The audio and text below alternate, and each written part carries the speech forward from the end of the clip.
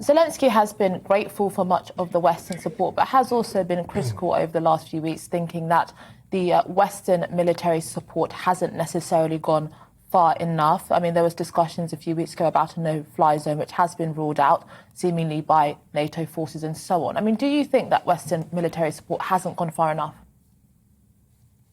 The war is not over, and I think that everybody in this world, except Mr. Putin, is interested to stop this war, because your country also paying the price. Your prices, for example, for oil or for products in grocery stores are rising, and a lot of refugees in a lot of countries in Europe. So if you will help us more, this war will be stopped sooner, and everybody will benefit from that. But I would like to thank for all that help that we have received from your country. I think that your country gave us more than any other. Okay.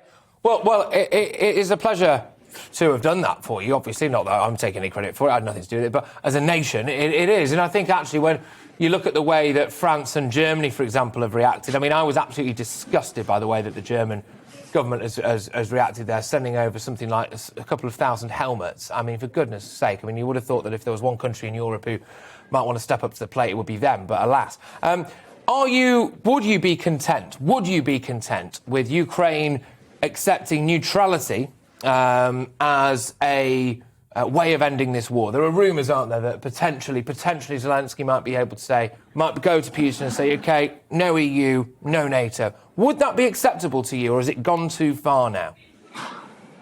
As I have seen in opinion polls, 80% of Ukrainians support of accession to NATO, to joining NATO, and the European integration also has very much support. We have a revolution in 2014 because of our previous president Yanukovych has not signed agreement of association with European Union.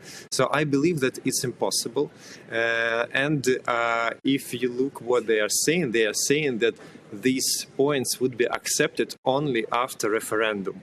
So in Ukraine, the government can't do things that are not acceptable by people. In Russia, they can. So in Russia, they don't understand why we can't sign such an agreement. I believe that the war will last at least 1-2 months, and it would end when the Russian soldiers and Russian tanks, Russian airplanes will end, and it's possible.